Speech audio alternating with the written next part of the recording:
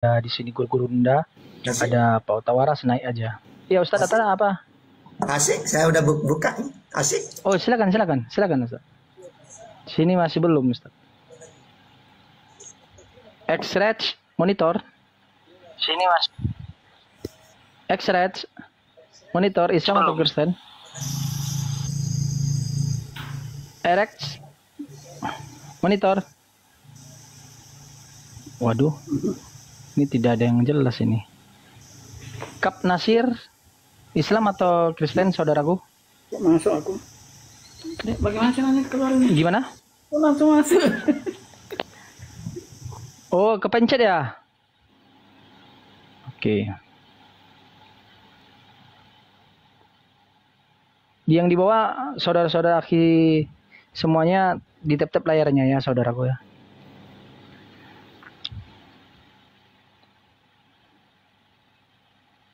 Ustadz Arif sana udah berbuka ya? Buka deh tuh. Oh ya. Oh. Bersama. Iya. Iya ya Ustadz.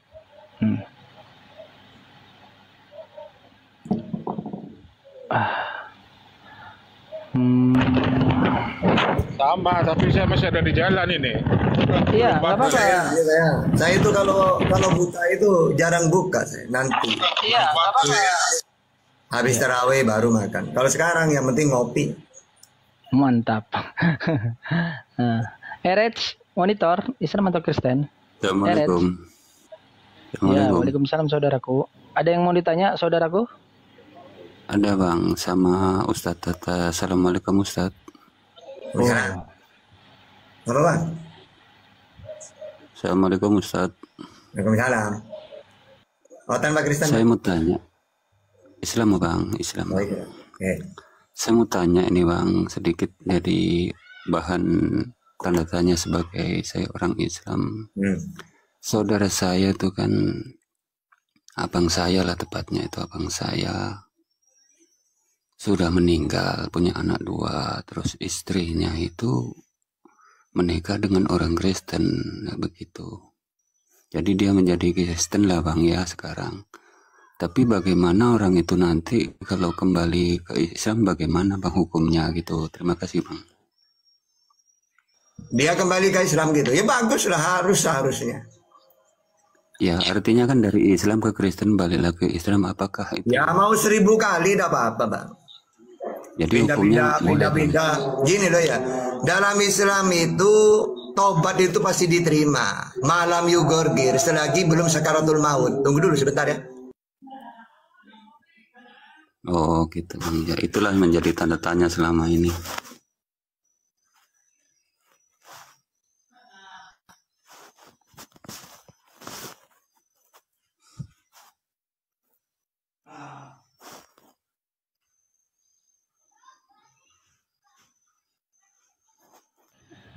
Sabar ya dulu Pak Eret ya, mungkin di sana sama Ustadz Tato lagi azan. Kalau ada ayat ya, itu orang kafir tidak dimaafkan, itu maksudnya kafir, iman kafir terus tambah kekafirannya. Maksudnya dia kafir sampai meninggal gitu loh, tidak tobat lagi gitu.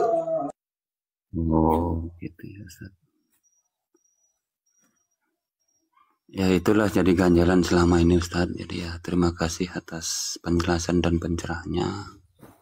Semoga ya, Ustaz dan Bapak sehat selalu.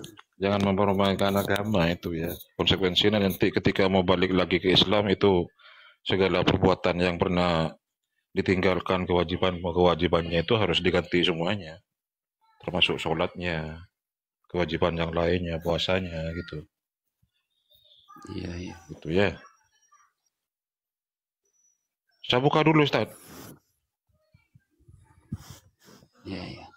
Ya oke lah Bang, begitu. Lanjut dulu Bang Jimin, lanjut dulu Bang Jimin. Saya belum batalkan buka puasa itu. Silakan Ustaz Arif. Intinya gini Bang saudaraku, boleh nambah ya Pak Eret ya.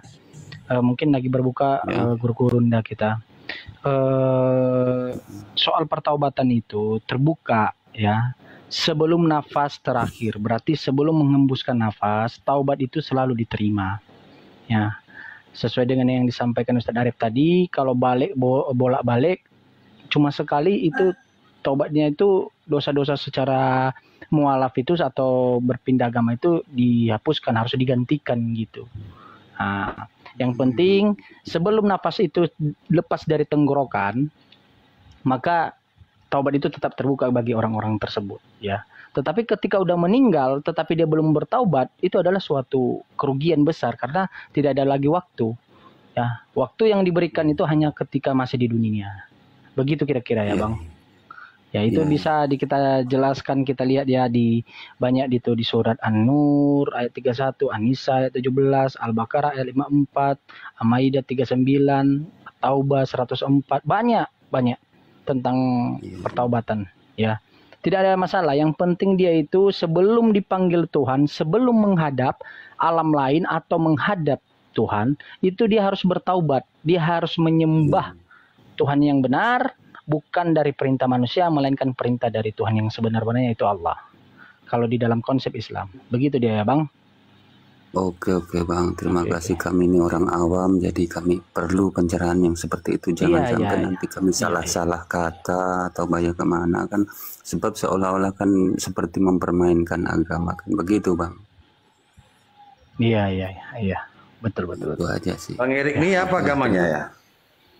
Islam Bang. Oh, Muslim. Iya. Oh. Begitu, makanya dari selama ini kami orang awam kan tidak bisa untuk apa ya istilahnya, untuk boro-boro menasihati, jadi kami ya diam bagaimana itu hukumnya. Makanya ya kami tanya kepada orang yang ahlinya kan supaya tidak salah-salah kan, begitu Bang. Iya. Sebenarnya Bang, tidak perlu bertanya kali sama ahlinya. Sebagai muslim itu harus mencari tahu sendiri gitu. Kan kita membaca Al-Quran, kita membaca hadis, kita membaca artinya. Kalau lebih simpelnya kan handphone itu kan ada di tangan kita. Ketika aja pertaubatan itu berhenti ketika kapan di dalam konsep keislaman. Nanti banyak literasinya gitu. Ya. Iya Bang. Nah, yang penting sebelum nafas itu lepas dari tubuh manusia. Saya kasih contoh. Fir'aun itu dia baru menyadari bahwa Allah itu adalah Allah yang benar ketika nafasnya itu sudah ditenggorokan. Tetapi itu suatu keterlambatan gitu. Karena sebelumnya banyak peringatan yang diberikan Tuhan kepada dia melalui para nabinya gitu, para utusannya kepada Fir'aun. Nah, tetapi ketika sudah napasnya lepas, bahkan sudah sampai di tenggorokan, itu tidak ada lagi waktu untuk bertaubat gitu. Karena pertaubatan itu bukan hanya satu ucapan aja Bang. Ya, ucapan hanya mengucapkan kalau di dalam Islam asyhadu an la ilaha illallah wa asyhadu anna muhammadar rasulullah. Bukan hanya ucapan aja. Pertaubatan itu harus secara kafah. Kafah itu adalah keseluruhan. Ya, baik itu amal, perbuatan, ya, ucapan itu harus laras. Gitu ya. Kalau hanya ucapan doang aja, ya itu belum dikatakan pertaubatan secara sempurna. Begitu dia saudaraku, ya. Karena banyak orang berkata-kata, ya, banyak orang di luar sana berkata bertaubat, beriman kepada Allah, tetapi meminta kepada selain Allah, selain Tuhan, ya, membuktikan bahwa pertaubatan dia itu tidak kafah. Kafah itu harus seluruhnya, tidak boleh ditawar, itu final Bang, ya. Banyak tuh, saya beriman kepada Yesus. Nah, tetapi dia tidak melaksanakan perbuatan Yesus, apa yang dilakukan perintah-perintah Yesus. Nah, jadi apa ujung-ujungnya? Yo, saya percaya, hanya omongan aja, slogan. Sama kayak janji-janji partai. Begitu dia ya Bang ya. Oke Bang. Oke lah Bang. Banyak-banyak terima kasih. Udah itu aja sih. Ya, semoga semua sehat selalu, panjang umur. Semoga kita bisa jumpa kembali dalam keadaan yang baik dan sehat dari itu Bang ya. Iya. Salam satu Tuhan. Assalamualaikum warahmatullahi wabarakatuh. Waalaikumsalam warahmatullahi wabarakatuh. Bang Goto monitor. Ini Bang Goto asli ini enggak ya? Iya. Ini untuk yang tapping, kalau mau lawan tahta, naik temanya tahta menjawab Tristan bertanya. Ayo. Jangan tapping, ngapain tapping, naik ke atas. Bertanya doang enggak apa-apa, ayo. Enggak dibaca sama aku sih, udah dibaca. Disuruh bertanya aja Kristen takut itu, heran saya itu. Shalom. Ya. Ya kan? Pak Yosi, selamat sore. Menjelang malam. Selamat sore, all brother. Iya, ada yang mau ditanggapi Pak Yosi atau ada yang mau ditanyakan?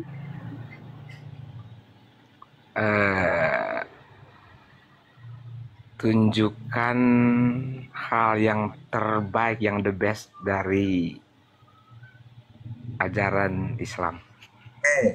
Jadi Nabi Muhammad, Siti Aisyah, terutama ajaran Nabi Muhammad ya. Nah kita ini laqad kana lakum fi Rasulillah uswatun hasanah. Jadi telah ada tauladan pada diri Rasulullah, tauladan yang baik. Makanya Siti Aisyah itu pernah ditanya di dalam hadis Muslim ya 746. Wahai mukminin, beritahukan aku tentang akhlak Rasulullah sallallahu alaihi wasallam. Lalu siapa ngorok ini? Nah, lalu apa kata Siti Aisyah? Bukankah engkau membaca Al-Quran? Kenapa masih nanya tentang akhlaknya Rasulullah? Bukankah engkau membaca Quran? Iya, aku membaca. Ya. Nah, kalau kamu membaca, ya sudah, itulah akhlaknya Rasulullah. Ya, Al-Quran itulah. Maka kita baca ya, coba dalam Al-Quran itu. Jangan berkata kasar, Ali Imran 159. Aduh. Kenapa sih? Kalau dinaikkan mute. Contohnya ya dalam Islam itu Al-Quran ya. Jangan berkata kasar. Ali Imran 159. Fabima rahmati minallah linta lahum walau kunta faddon qalidul qalbi lam faddu min haulik. Terus tahanlah marah. Jadi Rasulullah itu tidak pernah marah. Ali Imran 134. Alladzina yunfikuna fis sarai wad dharai wal kadhimina al ghaid wal 'afina 'anil nas. Terus juga berbaiklah kepada orang lain. An-Nisa 36. Terus nanti jangan sombong, Luqman 18. Maafkanlah kesalahan orang lain, Al-A'raf 199. Berbicaralah dengan nada halus dan sopan, Toha 44. Rendahkanlah suaramu, Luqman 19. Jangan mengejek orang lain, Hujurat ayat 11. Berbaktilah pada orang tua, bapak dan ibu, Al-Isra 2 ada 3. Jangan mengeluarkan kata yang tidak menghormati orang tua. Harus sopan ya kepada bapak ibu. Al-Isra 323. Jangan memasuki kamar pribadi bapak dan ibu.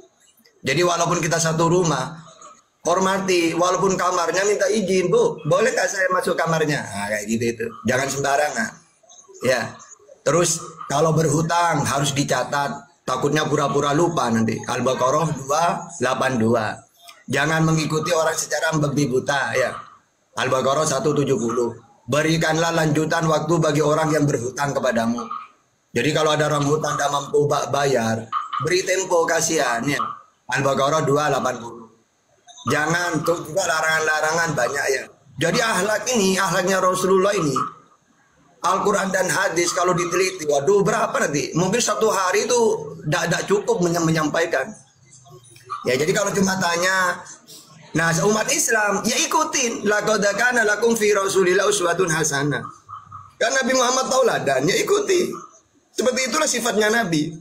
Kepada orang yang jahat pun dia balas dengan kebaikan. Banyak itu. Ya cerita-ceritanya itu, kisah atau hadisnya itu. Gimana? Lanjut dulu, saya mau sholat ini ya. Sudah buka ini. Iya. Oke, saya lanjut ya. Kira-kira begitu Pak Yosi. Ada lagi yang mau ditanya Pak Yosi? Sudah dijawab oleh Ustadz Tata. Iya.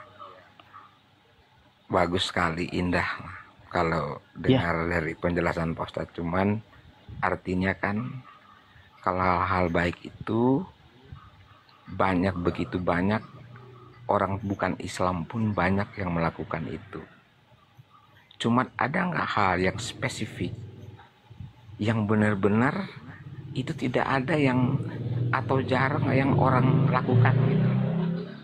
Seperti maksudnya begini, kalau di Yesus mengajarkan kasihilah sesama manusia seperti dirimu sendiri. Kalau jangan membenci, kasihilah orang yang membenci kamu. Kalau orang tampar pipi kiri, yuk kasih pipi kanan. Oke, karena saya terpepet Bang Yosi, abangku gini ya. Itu kan cuma data, tapi kisah prakteknya bagaimana? Sering Yesus itu marah-marah, ya. Bahkan kalau Nabi Muhammad coba baca ketika orang Yahudi buta, dia Ya, lalu setiap hari Nabi itu menyuapin dia. Setiap pagi itu. Sambil dilontarkan mulutnya. Kamu tahu nggak, ada orang ngaku Nabi namanya Muhammad. Padahal yang nyuapin Nabi Muhammad. Setiap hari Nabi menyuapi, dihina. Sambil nyuapin, sambil mendengarkan hinaannya orang Yahudi itu ke dia. Itu kan ada kan kisahnya itu. Nanti Jimen ya, saya kira tahu juga dia. Terus ada juga seorang ya, orang ini berjalan. Waduh, Bang Datuk lagi. Kenapa saya tidak di-mute? Oke. Ada juga gini ya. Abu Jahal, Abu Lahab, orang kafir ini menyuruh orang. Bukankah Muhammad selalu lewat di samping rumahmu setiap hari? Iya. Kalau gitu kamu saya bayar ya. Kamu ganggu dia setiap hari dia lewat. Disiram kayak apa kayak. Akhirnya Nabi setiap lewat disiram sama dia. Dihina, dilempar. Tetap Nabi lewat setiap hari. Tiba-tiba suatu hari dia itu tidak ada. Loh, Nabi nanya. Bapak, mana orang yang biasanya ada di sini itu? Ya, heran Nabi kok biasanya ada yang ganggu, kok tidak ada yang ganggu. Akhirnya orang bilang, oh dia sakit. Akhirnya Nabi pulang ke rumahnya bawa sembako. Apa kata orang yang orang kafir ini? Wahai Muhammad, orang yang nyuruh aku menyakiti kamu, saya sakit nggak dijenguk. Tapi orang yang aku sakitin setiap hari malah pertama kali datang menjenguk saya bawa makanan. Berarti apa? Dalam Islam banyak hadis-hadis kayak gitu. Ya, ada lagi hadis bunyinya gini. Kalau kamu berbuat baik kepada orang yang baik, itu biasa. Ada yang luar biasa. Dipanggil. Aduh, Bang Dato ini kenapa sih kok dibuka terus? Ya. Nah, ada nih ya. Ada yang luar biasa. Apa itu? Kamu berbuat baik kepada orang yang jahat ke kamu. Misalnya saya baik ke Jimen. Ya biasa itu. Wong Jimen baik ke saya. Semua orang akan melakukan itu. Tapi ada yang lebih baik itu. Ada orang benci ke kita. Kok kita malah balas dengan kebaikan terus. Kayak Rasulullah tadi itu. Jadi Bang, tampar pipi kiri, kasih pipi kanan. Maksudnya seperti itu. Ada orang buat jahat ke kita. Kok kita tidak balas dengan kejahatan. Itu banyak hadis kayak gitu itu. Dan dipraktekkan oleh Rasulullah. Kalau Yesus cuma omong. Kalian tahu kan cuma ayat itu. Tapi apakah pernah Yesus mengalami itu? Ya. Contohnya orang Taif, satu penduduk, setiap hari itu menghina Nabi, melempar, sampai malaikat yang ngomong, wahai Muhammad, kalau engkau mau, saya angkat gunung Taif ini. Gunung mau diangkat, mau saya lemparkan ke penduduk Taif, biar musnah mereka. Apa kata Nabi Muhammad? Jangan Jibril, mereka menghina kayak gitu ke saya, karena mereka tidak tahu. Kalau mereka sekarang tidak mau mu'allaf, tidak mau menerima saya, siapa tahu anak cucunya. Coba. Jadi lengkap Islam itu. Oke, Jimen, saya mau dulu izin. Silakan, Jimen. Oke, Pak Yosi sudah jelas ya, Pak Yosi? Pak Yosi? Pak Yosi? Monitor? Iya. Pak Yosi? Oke. Saya mau mau nyambungkan dulu. Assalamualaikum, Bang. Waalaikumsalam. Alzar, izin dulu, di-mute-kan dulu sebentar ya saudaraku ya. Di-mute-kan dulu. Pak Yosi, tadi Anda mengatakan kalau dibilang hanya berbuat baik, banyak orang yang tidak di luar sana banyak berbuat baik. Oke, saya mau klasifikasikan apa itu perbuatan baik. Perbuatan baik itu ada dua hal, ya, horizontal dan vertikal. Dengar ya Pak Yosi ya. Horizontal dan vertikal. Apa itu horizontal? Antara manusia dengan manusia berbuat baik. Cinta sama, saling menghargai, ya. Itu namanya berbuat baik, ya. Ada vertikal antara manusia dan Tuhan, antara Tuhan dan manusia. Itu namanya vertikal. Apa itu? Taat. Namanya kalau perintah di dalam berbuat baik kepada Allah atau kepada Tuhan, itu sudah dicatat secara vertikal. Apa itu? Di surat Al-Baqarah ayat 21, memerintahkan umat manusia untuk beribadah dan menyembah hanya kepadanya. Ya. Surat An-Nisa ayat 59 memerintahkan umat Islam taat kepada Allah, Rasul dan uli amri. Ayat 88 Qasas memerintahkan untuk tidak menyembah Tuhan selain Allah saja. Begitu banyak ayatnya. Apakah yang disebutkan hal tersebut adalah perbuatan baik, ya, perbuatan baik yang menjadi kewajiban manusia. Apa itu? Beribadah kepada Allah. Itu mendirikan sholat. Al-Baqarah ayat 45. Ya, itu namanya perbuatan baik antara manusia dengan Tuhan. Perbuatan baik antara manusia dengan manusia yaitu saling menghargai, memberikan makan ketika ada saudara kita yang lapar, lagi terpuruk, ya, ataupun menghargai tetangga, yang menolong sesama manusia. Itu adalah perbuatan antara manusia dengan manusia, gitu. Apakah perlu beriman antara perbuatan horizontal itu? Tidak perlu beragama. Banyak orang ateis itu lebih baik akhlaknya, ya, antara manusia dengan manusia, tetapi akhlaknya kepada Tuhan tidak baik. Paham nggak? Sementara Tuhan menuntut kita baik kepada dirinya dan baik kepada manusia. Kalau orang yang di luar sana yang tidak berkeyakinan kepada Allah, dia hanya baik kepada manusia, tetapi tidak baik kepada Allah. Itu perbedaannya, Pak Yosi. Ya, kira-kira begitu. Semoga jawaban saya ini mencakup seluruh pertanyaan yang ada di pikiran Bapak yang berkaitan tentang hal baik tadi, perbuatan baik. Ada lagi Pak Yosi? Iya, mengerti. Satu lagi. Oke, apa? Kalau itu kan tadi bilang beribadah yang Allah itu seperti apa? Salam hormat untuk Abang Host, Pak Ustadz. Salam sukacita dalam berbulan suci Ramadan. Tuhan memberkati. Salam dari Kupang NTT. Hormat diberi saudaraku semua. Beda tapi kita bersaudara. Makasih. Iya, sama-sama. Itu yang dicontohkan oleh Bapak Leslie ini tadi, Pak Yosi, itu namanya perbuatan baik antara horizontal, secara horizontal antara manusia dengan manusia. Tetapi perbuatan baik antara manusia dengan Tuhan belum tentu. Itu dia. Terima kasih Pak Leslie. Oke, Pak Yosi menyatakan tadi pertanyaannya taat dan beribadah kepada Allah. Ya. Allah itu seperti apa? Allah itu tidak bisa digambarkan, Pak Yosi. Ya, karena menurut di dalam Al-Quran, karena ini Pak Yosi bertanya tentang Al-Quran. Di dalam Al-Quran, Allah itu tidak berbentuk. Dia itu berupa zat, sesuatu hal yang tidak bisa dilihat.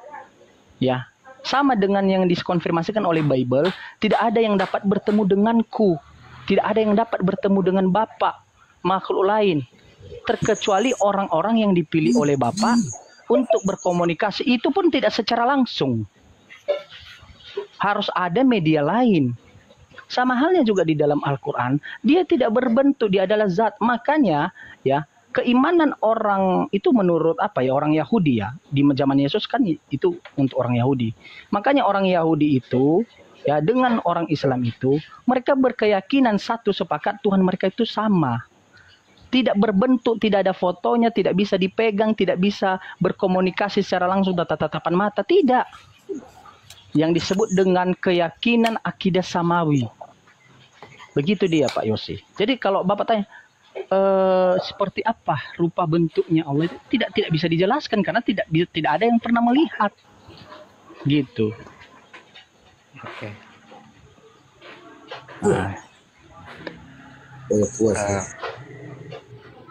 Ya, terima kasih penjelasannya. Ini terakhir mungkin ya. Iya. Kenapa di dalam fakta kehidupan teman-teman saudara-saudara Muslim begitu gampang itu diprovokasi itu sehingga begitu gampang meledak-ledak ketika itu tersinggung ataupun tidak sesuai dengan apa yang diinginkan? Kenapa? Contohnya dalam hal apa dulu Pak Yosi? Itu kan harus ada berdasarkan sesuatu peristiwa atau data gitu. Contoh peristiwanya apa? Jangan hanya framing menyimpulkan. Contoh fakta di lingkungan atau dimanapun yang kita lihat, ketika orang Islam yang benar menyembah Allah, begitu gampang itu ketika orang beribadah mereka mau datang menutup ataupun tidak menunjukkan sikap keislaman gitu. yang tidak istilahnya secara keimanan tidak sesuai dengan ajaran Islam. Begitu gampang diprovokasi itu datang, dengan anarkis ke gereja atau kemana orang beribadah. Apakah itu gambaran Islam atau gimana tuh? Coba jelaskan. Oke, mulai ya ini. Oke. Bang Goto monitor atau Ustaz Tata lagi apa? Bang Goto? Atau saya yang jawab langsung? Bang Goto? Ya, tes ya. Saya baru Bang tadi. Saya baru Bang Goto mau jawab? Bang Goto menyimak? Tidak, saya tidak nyimak, Bang. Baru saya masuk ini. Ada apa ini? Oke, siap. Oke, biar tentang dia mempertanyakan Yosi ini, saudara yang dia lihat ada beberapa saudara kita yang Islam tiba-tiba menutup, tidak memberikan ibadah orang-orang di luar non-Muslim. Padahal itu bukan perbuatan akhlaknya orang Muslim. Dia mengframing seperti itu. Kira-kira begitu. Menutup apa? Menutup rumah ibadah? Iya, rumah ibadah. Iya Pak Yosi. Jadi begini, enggak mau beribadah ataupun rumah ibadah. Oh ya, oke. Lanjut Bang Goto. Jadi begini Bang, kita hidup di Indonesia ini kan ada aturan hukum yang berlaku. Jadi SKB 2 menteri Bang, kalau Abang mendirikan rumah ibadah, lalu Abang tidak mematuhi itu, ya otomatis pasti akan dipersulit atau bahkan ditutup ketika Abang atau teman-teman Kristen memaksa mendirikan.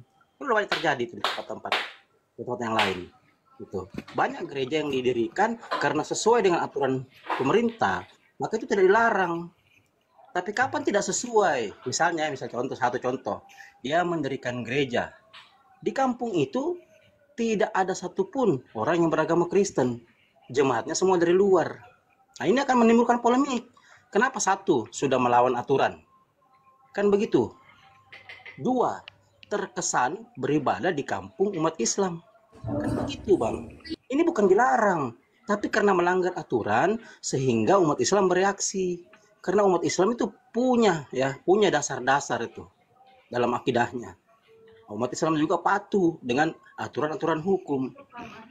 Itu. Yang masalah kalian, karena kalian tidak patuh dengan aturan hukum. Nah, kalian berlindung di bawah undang-undang toleransi. Toleransi seperti apa? Ketika Anda tidak mentaati itu, lalu Anda berasumsi, Anda melemparkan argumen bahwa Islam itu menutup atau menghalangi orang beribadah. Tidak seperti itu, Bang. Semua ada aturan mainnya tuh. Di sini di tempat saya ini berapa gereja berdiri? Kenapa berdiri? Karena jemaatnya itu sesuai dengan apa yang diatur oleh undang-undang. Kan begitu Bang. Jadi tidak ada di sini dihalangi Bang. Tidak ada. Di Indonesia ini kita bebas. Yang penting sesuai aturan hukum. Itu mungkin sedikit dari saya Bang. Terima kasih penjelasannya sangat masuk akal. Cuman ya Pak Yosi izin Pak Yosi biar saya tambahkan lagi biar lebih. Tadi Bang Goto dengan gamblang dan tegas menjelaskan. Saya hanya menambahkan dikit aja bahwa di dalam perspektif sosial manusia itu ada aturan 2, aturan sosial dan aturan hukum atau negara atau perundang-undangan. Di aturan hukum negara itu harus ada namanya izin, ya, harus ada namanya kesepakatan, ya. Kebanyakan orang-orang kita di Kristen, dia datang dari suatu daerah ke daerah lain yang notabene-nya mayoritas Muslim di situ. Dia pendatang, dia menyewa di situ ruko, dia tinggal di situ, tiba-tiba tinggal di situ mendirikan rumah ibadah. Yang awalnya tadi dia menyampaikan ini adalah rumah ibadah keluarga, tetapi mengundang orang lain untuk beribadah di situ. Sudah tidak mengurus izin, dengan gamblang dia beribadah di situ. Nah, memang betul tidak ada pelarangan membangun rumah ibadah, memang betul tidak ada melarang untuk ibadah, tetapi ada aturan hukum secara negara. Itu secara negara tadi yang saya sampaikan. Secara sosial. Nah, sosial itu Pak Yosi, ketika mayoritas di situ Muslim, Anda hanya satu-satunya di situ non-Muslim, mendirikan di tengah-tengah tersebut komplek atau perumahan atau daerah notabene-nya di situ mayoritas Muslim, tidak bisa juga. Karena kenapa? Anda hanya beribadah di situ, mengundang orang lain. Alangkah baiknya ada di luar sana itu rumah ibadah lain. Contohnya gereja di daerah lain. Bisa, kalau tidak bisa kan bisa beribadah di rumah. Atau atau kalau memang tidak bisa memungkinkan, pindah dari daerah tersebut. Sama halnya, saya kasih contoh sosial dan aturan hukumnya. Di Nias sana, Pak, di Nias sana itu mayoritas Kristen. Saya ini orang Nias, ya. Di sana juga ditentang kalau pembangunan masjid asal-asalan. Makanya masjid itu hanya di kota-kota, hanya di daerah pesisir, di pelosok tidak diberikan karena mayoritas Kristen. Begitu banyak negara-negara di dunia ini yang melarang pembangunan masjid. Kenapa Bapak tidak menyinggung itu? Karena kenapa? Di sana di negara dia ada aturannya. Kalau kamu hanya 15 orang di daerah tersebut, lalu kamu membangun rumah ibadah begitu besar, lalu kau undang orang, dan kau tidak mengurus perizinan, itu namanya kekurang ajaran. Kau datang ke rumah orang, tiba-tiba kau mengundang orang lain untuk tidur di situ. Itu kurang ajar, Pak. Mohon maaf. Baik secara hukum dan secara sosial. Urus dong. Ya, coba di Toba sana, di daerah Toba sana ada loh. Kenapa Bapak kan punya handphone tuh? Kenapa handphone Bapak tidak Bapak pergunakan? Tenang dulu Pak Leslie. Tenang dulu, saya belum. Ya, nanti ada gilirannya. Ya, lanjut. Ya, oke. Ya. Membuktikan di daerah Toba sana, mendirikan masjid itu ditolak, bahkan dihancurkan. Coba beritanya lihat. Begitu viral. Kenapa Bapak tidak komplain di sana? Kalau dikatakan kenapa mereka melarang pembangunan masjid, wajar karena di sana mayoritas non-Muslim secara sosial. Wajar aturan hukumnya masih belum diurus. Apakah orang-orang Muslim ini memaklumi? Memaklumi. Itu yang di Jakarta, ketua partai Perindonya. Saya ngomong langsung ini, ketua partai Perindo. Berapa masjid yang sudah dirobohkannya? Karena berdiri masjid tidak ada izinnya, dirubuhkan masjidnya. Apakah marah orang Muslim? Tidak, karena tahu bahwa dia berdiri pada saat itu rumah ibadah itu tersebut tidak ada izinnya, taat aturan hukum. Masalahnya orang-orang kita Kristen non Muslim, kita perantauan, kita datang ke kampung orang, sok raja, itu problemnya. Lalu berteriak-teriak, masa seperti ini, teriak-teriak seolah-olah play victim. Itu yang salahnya, itu salahnya, itu salahnya. Nah, jadi kalau hanya Bapak mengatakan kenapa orang Islam ini seperti ini, ya Pak Yosi, ya mohon maaf, begitu banyak negara di China sana, ya, di Uighur sana, Myanmar sana, India sana, Palestina sana, ya. Jangankan rumah ibadah dibangun, untuk beribadah saja kitab suci mereka saja dihancurkan oleh orang-orang tersebut. Kenapa Bapak tidak komplain di situ? Kita bersyukur loh di negara Indonesia yang majemuk ini, berbagai agama di sini, kita masih diperbolehkan untuk memeluk agama diri masing-masing. Karena itu adalah hak, bukan kewajiban, hak. Mau kita peluk agama pun itu adalah hak kita. Tetapi ada aturannya. Aturan beribadah di depan umum apa? Aturan beribadah mendirikan rumah ibadah ada aturannya. Jadi jangan memframing sesuatu hal padahal Bapak tidak terbuka bagaikan kodok di dalam tempurung. Tidak boleh Pak seperti itu. Kira-kira begitu. Lanjut Pak. Jadi begini, boleh. Yang Jimen bilang tadi saya paham. Ada aturannya. Cuman maksud saya begini, ketika orang sudah berkumpul, sudah bertahun-tahun, tiba-tiba sekelompok orang datang, apakah itu keislaman? Kalau orang baru mendirikan kita paham, tapi ini udah bertahun-tahun, udah berjalan ibadahnya, gerejanya. Tiba-tiba sebagian umat Islam diprovokasi. Saya itu bertanya-tanya dalam diri saya, apakah umat Islam hanya berpura-pura baik atau gampang ditumpangin? Apakah menyembah Allah yang benar seperti itu? Oke. Saya jawab ya Pak Yosi ya. Pertama, khutbah terakhir Nabi Muhammad, dia memerintahkan kepada seluruh pengikut atau umatnya untuk menjaga umat Kristiani, umat orang-orang pengikut Musa atau Yesus, ya. Itu khutbahnya terakhir, ya. Untuk menjaga mereka beribadah, bahkan ketika perang pun, ya, dalam keislaman itu dijaga mereka, anak-anak kecil, orang-orang yang beribadah, ya. Berarti pembuktian bahwa bukan pengajarannya, tetapi oknum. Kalau oknum yang salah, jangan dibawa pengajarannya. Itu satu poin. Kedua, saudaraku, Anda menyatakan tadi bahwa dia orang lama di situ. Iya, orang lama. Saya akui dia bertahun-tahun di situ. Pertanyaannya, sudah diuruskahnya izinnya secara hukum negara yang berlaku di undang-undang, ya, sudah diurusnya atau tidak? Itu dulu ditelusuri. Jangan asal ngomong, dia udah lama tinggal di situ. Dia udah lama nyewa di situ. Dia udah lama tinggal situ 50 tahun. Tetapi hanya dia yang tinggal di situ sama keluarganya. Dia tinggal di mayoritas orang lingkungan non Kristen, tetapi mendirikan rumah ibadah, tidak mengurus izin, tidak meminta izin kepada RW RT masyarakat di sana. Itu namanya kurang ajar. Mohon maaf saudaraku, saya uji. Ada orang di rumahmu, sahabatmu lah, Pak Yosi. Pak Yosi, saya nginap ya di sini, ya, karena rumah saya roboh. Oke, Bapak Yosi bilang nggak apa-apa. Tiba-tiba 10 tahun dia tinggal di situ, hanya nginap tadi, tiba-tiba menjadi 10 tahun. Lalu dipanggilnya keluarganya untuk datang ke sana. Keluarga kerabat jauhnya datang ke sana untuk tidur di situ, tinggal di situ, makan di situ, berak di situ. Lalu tiba-tiba 5 tahun kemudian dia bangun rumah, ya, di depan rumah kau, di atas tanah kau. Apakah kau menerima? Jadi janganlah hanya meng-framing seperti itu. Lihat aturan hukumnya. Saya ngasih hubungan timbal baliknya. Bayangkan ketua partai Perindo di Jakarta sana, berapa masjid yang sudah dirobohkan. Apakah umat Islam itu marah? Tidak, karena mereka tahu mereka harus taat hukum negara. Karena di dalam Islam harus taat pada hukum negara juga. Ada perintahnya. Masalahnya kita di luar Islam kadang-kadang teriak-teriak sok play victim. Ketika ditelusuri, rupanya izin tidak ada. Rupanya dia baru tinggal di situ, nyewa di situ. Kan itu kurang ajar, Pak. Itu fakta. Itu di daerah Toba sana, itu masjid dirobohkan, itu masjid dihancurkan. Ya, di daerah Toba itu viral itu. Coba Bapak ketik di TikTok ini. Masjid dirobohkan di Toba, daerah Toba. Apakah marah umat Muslim? Tidak. Orang-orang Islam itu tidak marah karena mereka tahu di sana ada mayoritas non-Muslim. Mereka hanya segelintir dikit Muslim di sana. Izin belum diurus, belum ada dikeluarkan izin.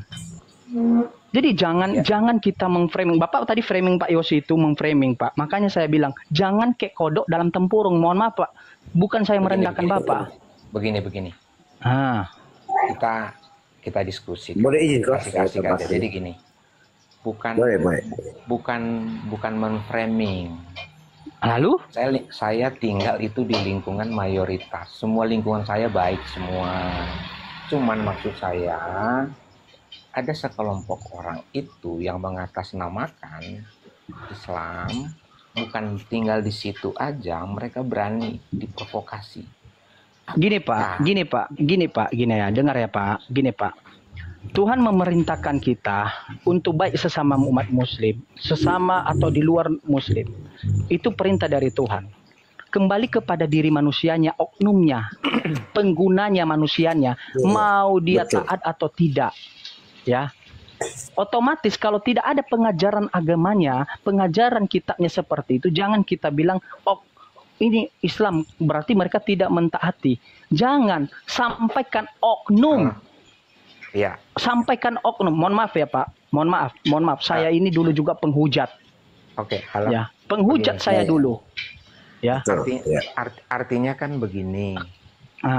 Di grup aja kita begini, kita nggak boleh bicara panjang. Maksudnya begini. Kita dengar dulu apa yang saya mau bilang tadi. Nah, dalam diskusi aja begini kan kita bisa melihat bagaimana egonya kita. Jadi dengar dulu, tadi belum selesai udah dipotong. Itulah maksud saya, kita sharing asik gitu. Maksudnya kan buat kita anak bangsa. Jadi sama-sama, maksudnya kayak maksud saya begini loh. Di lingkungan saya itu orang baik semua, mayoritas Islam. Saudara-saudara saya semua. Saya udah 30 tahun. Cuman ada sekelompok orang yang begitu gampang diprovokasi dan masuk ke wilayah kita itu, umat Islam yang baik-baik ini gampang ikut gitu loh. Padahal kan kalau mengikuti ajaran Allah yang benar. Iya Pak, saya jawab semua argumentasi Bapak itu Pak, dan hentikan dulu. Saya jawab dengan argumentasi Bapak itu, saya bilang itu oknum. Kalau mau mempermasalahkan oknum, jangan mengibas pada ajarannya. Datanglah kepada mereka. Ya. Seperti itu loh Pak, orang bijak itu seperti itu, mohon maaf. Ya, kalau contohnya Betul, Pak betul. Leslie ini yang salah di dalam kekristenan, saya datang kepada dia. Di dalam Ya. Kristen tidak ada menyatakan seperti itu. Kenapa Bapak seperti itu? Datanglah kepada mereka. Iya, Ya. betul. Berkomunikasi kepada mereka. Bahkan Bapak barusan mengatakan Pak Yosi, di lingkungan Bapak bisa hidup tenang, damai hampir berapa tahun tadi, puluhan tahun. Itu karena mayoritas Muslim. Iya. Iya, membuktikan bahwa lingkungan itu aman damai bagi orang-orang oknum Muslim yang tunduk pada ajaran Islam. Karena gini, Islam itu gini Pak. Orang Kristen mengaku dengan lidahnya Kristen. Apakah dia itu semua orang Kristen itu taat pada Bible? Tidak. Membuktikan bahwa tidak taat pada Bible berbagi denom. Ada yang Tritunggal, ada yang Oneness, ada Unitarian, ada Saksi Jehovah, ada GBI. Membuktikan bahwa berbeda-beda tanggapan mereka. Iya betul, Ya. betul. Tapi gini. Ya justru itu jangan. Nah, apalagi Pak, Bapak tapi gini dari tadi tapi gini saya sudah jawab dengan jujur. Sebentar ya, boleh aku yang jawab ya. Saya Kristen ya, sebentar. Abang Sabah boleh sebentar ya. Oke. Pak Leslie Izin, dulu Pak. Ya, silakan. izin ya. Begini, jadi ada kasuisis ya. Kasuisis ini kan bukan kita ambil menjadi pijakan untuk mengeneralisir untuk semua umat Muslim ya. Agama itu kan salah ya. Ada kurang lebihnya pasti. Berbeda pasti ada gesekan. Laki bini, bahkan laki bini dalam anak-anak dalam rumah tangga juga pasti ada gesekan. Tapi tidak berarti bahwa itu menjadi permasalahan umum. Apalagi dikaitkan dengan ajaran, tidak boleh ya. Izin ya. Itu yang pertama. Kalau saya Kabupaten Alor ya, salah satu kabupaten di NT, ya, gereja itu jemaatnya jemaat disebut jemaat Ismail, ya.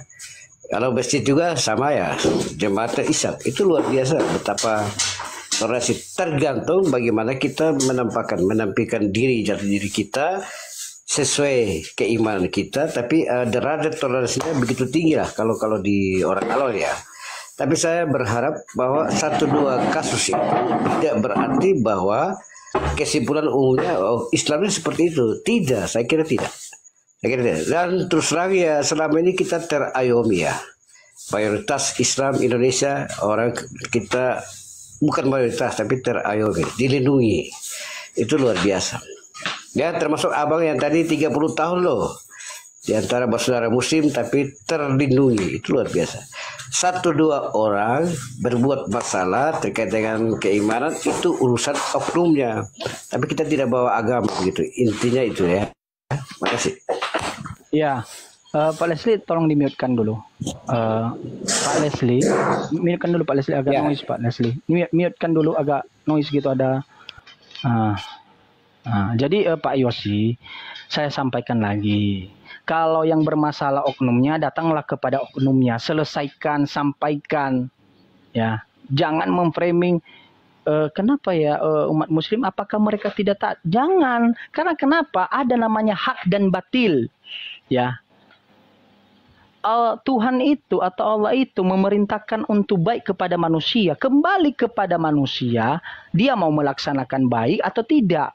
Ketika dia melaksanakan baik, ada namanya ketetapan Tuhan, ada namanya ketetapan Allah. Apa itu? Efek dari apa yang diikutinya. Kalau dia mengikuti taat, berarti efeknya apa? Pahala. Kalau dia tidak mengikuti ketetapannya apa? Dosa. Itu yang menjadi haknya Allah. Jangan kita campur adukan. Ya, saudaraku Yosi. Makanya saya sampaikan tadi secara pribadi Pak Yosi. Saya tidak jauh-jauh, saya orang Sumatera, saya orang Nias. Sana mayoritas adalah non-muslim. Sana pun tidak bisa mendirikan seenak udel kita masjid. Ya di pesisir saja harus ngurus izin, apalagi di pedalaman. Itu di Toba sana, cobalah kita berbuka kepala. Kalau mau lebih radikal, bertanya, jangan seperti kodok dalam tempurung. Apa itu? Ya, kita harus melihat di dalam apa? Di dalam luar negeri. Ya, negara mana ya yang mayoritas non-muslim yang bisa memperbolehkan muslim? Sebutkan kepada saya. Saya sebutkan nanti negara mayoritas muslim yang memperbolehkan ibadah kepada orang lain. Arab sana tidak semua orang Arab. Ada orang Yahudi di dalamnya, ada Kristen Arab di dalamnya. Apakah mereka dilarang ibadah? Tidak, dijaga sesuai dengan maklumat perintah Nabi Muhammad, pesan terakhirnya, khutbah terakhirnya kepada orang muslim. Ya. Bersyukur loh di Indonesia kita ini ya Pak. Kita tidak seperti China. Kita tidak seperti India. Berapa juta umat muslim yang dibantai karena mereka beribadah, karena keyakinan mereka. Ya. Saya mau tanya dulu, berapa juta manusia umat Kristen atau non-Islam yang sudah dibantai oleh muslim gara-gara keyakinan? Sebutkan berapa juta orang. Nanti saya sebutkan berapa juta yang sudah meninggal. Ya, di pihak Islam gara-gara mendirikan keyakinan dia di negara lain yang mayoritas non muslim. Makanya jangan kita kayak kodok. Mohon maaf ya Pak Yosi, saya agak bukan marah sih, lucu gitu mendengarkan Pak Yosi ini. Ya, saya sudah mengatakan tadi kalau kepada oknum, bahkan Pak Yosi sendiri menjawab dari pertanyaan Bapak Yosi, oh saya tinggal loh di daerah muslim mayoritas. Lalu saya aman. Berarti itu bukan karena pengajarannya, bukan karena orang-orang Islamnya secara keseluruhan, tetapi beberapa oknum loh. Ya udah, Anda sudah bisa ngambil kesimpulan. Begitu dia saudaraku. Ya.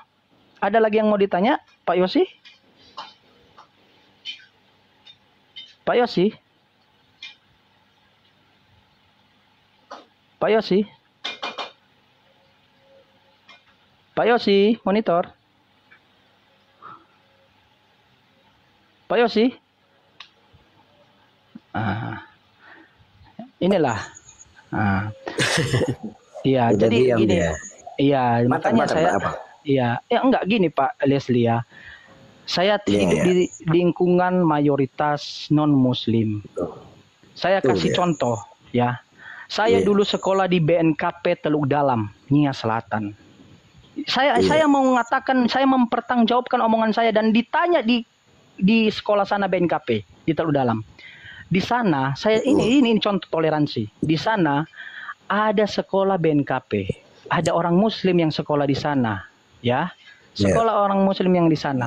Bagi orang yang Muslim yang tidak membawa Alkitab dan tidak beribadah, ya, secara kekristenan, baca Alkitab, bawa lagu-lagu rohani atau liturgi, maka dia tidak bisa sekolah di sana. Itu wajib.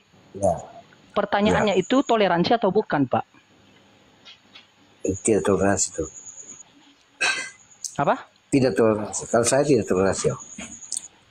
Tidak toleransi. Sekarang omongan saya, tolong dicek di BN Sekolah SMP, SMK, BNKP Teluk Dalam. Tolong dicek, ada Muslim di sana yang sekolah. Mereka wajib membawa Alkitab, wajib membaca Alkitab, wajib membawakan lagu-lagu pujian, beribadah secara Kristen sebelum memasuki kelas. Ya. Jadi itu tidak toleransi. Fakta, ya, itu namanya tidak. Ya. Karena kalau saya tidak toleransi. Ya. Iya, makanya saya katakan itu tidak toleransi. Ya, justru itu saudara. Ya, karena jangan. Iya, justru itu. Kita jangan melihat pada satu sisi saja, ya. Kita melihat sisi baru kita gini ya Pak Leslie ya, dan Pak Yosi. Baru kita katakan bahwa itu adalah pengajarannya kalau tertulis di dalam perintah kitabnya, perintah dari Tuhannya. Itu baru kita katakan, oh berarti umat Islam seperti itu ya. Oh umat Kristen seperti itu ya. Nggak ada. Iya. Didik Papa Jimen kok belum sholat ya? Oh mohon maaf, di daerah saya masih belum azan. Ya. Siap-siap loh. Ini sebentar lagi ya. Harus siap-siap. Jadi ya, habis ini baru kita diskusi. Abang Kejora ini orang mana? Ya bang. Tidak tahu lagi dia orang mana nih, nggak tahu Pak Ustadz. Ini siapa? Oh Lesti ya. Iya apa? Ya Bang Lesti. Hormat diberi abang, bosku. Pak Ustadz hormat diberi. Sukses ya ibadah puasa. Bulan suci Ramadan sukses ya, Tuhan memberkati. Salam dari orang Kupang NTT. Iya. 3 huruf kalau ingin naik kasih multi saudaraku, multi. Ya biar diterima. Anda tidak ngasih multi tapi izin naik. Cumananya kau ini.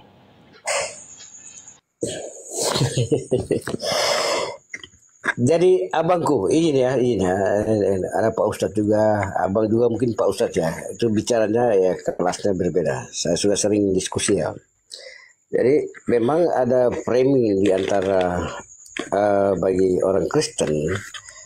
Tapi yang paling utama mungkin kita tidak.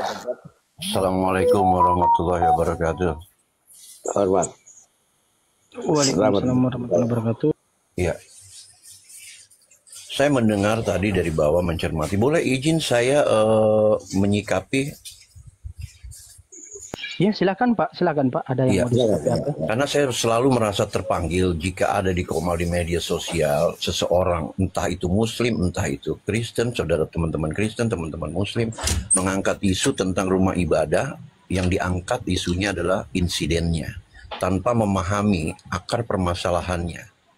Justru orang-orang seperti inilah yang sadar atau tidak disadari sangat berpotensi justru memecah belah anak bangsa ini.